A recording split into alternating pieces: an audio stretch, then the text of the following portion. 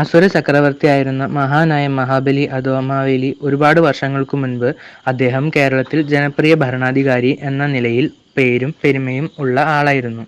മാവേലി നാടു വാണിരുന്ന കേരളത്തെ കവി ഇങ്ങനെയാണ് പാടി പുകഴ്ത്തിയത്.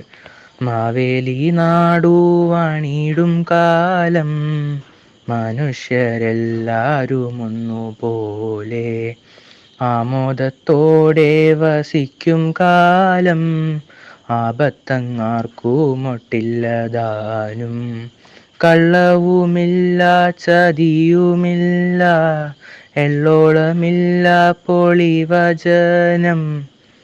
മാവേലി തമ്പുരാൻ രാജ്യം ഭരിക്കുന്ന കാലത്ത് ജനങ്ങളെല്ലാവരും സമ്പൽ സമൃദ്ധിയോടെ ആയിരുന്നു.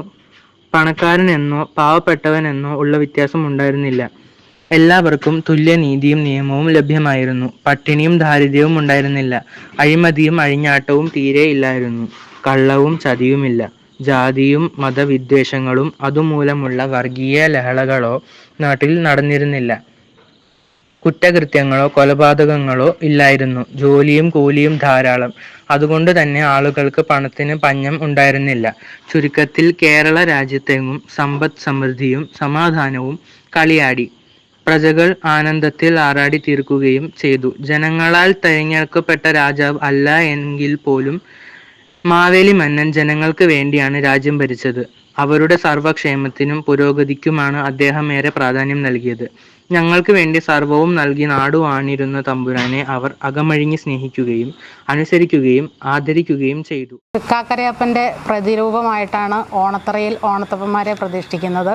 അത് 5 ഓണത്തപ്പൻ, അരകല്ല്, ആട്ടുകല്ല്, ചെരവ, മുത്തിയമ്മ അങ്ങനെയുള്ള 5 ഐറ്റവും ചെറിയ സാധനങ്ങളും കൂടെയാണ് ഉത്രാടം നാളിൽ വൈകിട്ട് ഓണത്തറയിൽ പ്രതിഷ്ഠിക്കുന്നത്. ഓണത്തപ്പന്മാരെ നിർമ്മിക്കുന്നത് കളിമണ്ണിലാണ്. കളിമണ്ണ് അരച്ചെടുത്ത് അതിനെ രൂപപ്പെടുത്തിയെടുക്കുന്നു. ഈ ഓണത്തപ്പൻ്റെ കൂടെ തന്നെ ഞങ്ങൾ മാവേലിയുടെ രൂപങ്ങളും ഉണ്ടാക്കുന്നുണ്ട്. അത് ഓണത്തപ്പനെ ഉണ്ടാക്കുന്നതിൽ അപേക്ഷിച്ച് മാവേലിയെ ഉണ്ടാക്കാനായിട്ട് ഒരുപാട് സമയം വേണ്ടിവരും. അത് ഒരുപാട് വെയിലത്ത് വെച്ച് ഈ ഓണത്തപ്പനെ ഉണക്കാൻ പറ്റില്ല. ഒരുപാട് വെയിൽ കൊണ്ടു കഴിഞ്ഞാൽ അത് പൊട്ടിപ്പോകും. അതുകൊണ്ട് തണലിൽ വെച്ച് അത് വലിഞ്ഞ് ചെറിയ കാറ്റടിച്ച് വലിഞ്ഞ് വേണം മണ്ണ് ഉണങ്ങി കിട്ടാൻ. പിന്നെ അതിന് ശേഷം അതിൽ പെയിൻറ് ചെയ്യണം. പിന്നെ ഡിസൈൻ വർക്ക് ചെയ്യേണ്ടത് ഞങ്ങൾ അങ്ങനെയാണ്. ഇപ്പം മെയിനായിട്ടുള്ള കാരണം എന്ന് പറഞ്ഞു കഴിഞ്ഞാൽ ഞങ്ങൾക്ക് കളിമണ്ണ് കിട്ടാനില്ല. പണ്ട് കാലങ്ങളിലൊക്കെ പാടത്തുനിന്ന് മണ്ണെടുത്ത് ഞങ്ങൾക്ക് ഓണത്തപ്പനെ മൺപാത്രങ്ങളൊക്കെ നിർമ്മിക്കാമായിരുന്നു. ഇന്നിപ്പോൾ അവിടെ നിന്ന് മണ്ണെടുക്കാനുള്ള ഇത് ഞങ്ങൾക്ക് അനുവാദമില്ല. അവിടെ സ്റ്റേ ആണ്. അപ്പോൾ അതുകൊണ്ട് ഞങ്ങൾ മണ്ണ് ബൾക്കായി വാങ്ങിച്ച് അരച്ച മണ്ണ് വാങ്ങിച്ചാണ് ഓണത്തപ്പനെ ഇപ്പം മണ്ണ് ഞങ്ങൾക്ക് കിട്ടാൻ വളരെ ബുദ്ധിമുട്ടാണ്. ഞങ്ങൾ പാലക്കാട് നിന്ന് അരച്ച മണ്ണ് സൊസൈറ്റിയിൽ നിന്ന് വാങ്ങിച്ചാണ് ഇപ്പം ഓണത്തപ്പനെ നിർമ്മിക്കുന്നത്. അപ്പം കളിമണ്ണിൻ്റെ കിട്ടാനുള്ള ബുദ്ധിമുട്ട് കാരണം ഞങ്ങൾക്ക് ഇതിൽ നിന്ന് ഒരുപാട് ലാഭം കിട്ടുന്നില്ല. പിന്നെ ഒരു വർഷത്തിൽ ഒരു പിക്കപ്പ് വണ്ടിക്ക് ഒരു വണ്ടി മണ്ണ് കിട്ടുവാനുള്ള തൃശ്ശൂർ വരെ ഞങ്ങൾക്ക് കിട്ടാനുള്ള പാസ്സുണ്ട് മണ്ണ്. അതിനുശേഷം അവിടെ നിന്ന് ഞങ്ങളിപ്പോൾ മൂവാറ്റുപുഴയിലാണ് താമസിക്കുന്നത്. അവിടം വരെ തൃശ്ശൂരിൽ നിന്നും മൂവാറ്റുപുഴ വരെ മണ്ണ് എത്തിക്കാനുള്ള ഒരു പാസ് സർക്കാരിൽ നിന്നും കിട്ടുകയാണെങ്കിൽ ഞങ്ങൾക്ക് വളരെ ഉപകാരമായിരുന്നു. കളിമണ്ണിൻ്റെ കൂടെ ചെറിയ പൂഴിമണ്ണും കൂടി അതിൻ്റെ കൂടെ കുഴച്ചാണ് ഈ ഓണത്തപ്പനെ നിർമ്മിക്കുന്നത്. അത് ചെളിയായിട്ട് വാങ്ങിച്ചുകൊണ്ട് വന്നിട്ട് പിന്നെ ഞങ്ങൾ കാലുകൊണ്ട് ചവിട്ടി പൂഴിമണ്ണും കൂടെ കൂട്ടി അതിൻ്റെ കൂടെ കുഴച്ച് ചെറിയ രൂപങ്ങളുണ്ടാക്കി വെച്ച് അത് പിന്നെ അടിച്ച് നിവർത്തിയാണ് ഓണത്തപ്പൻ്റെ രൂപം നിർമ്മിക്കുന്നത്.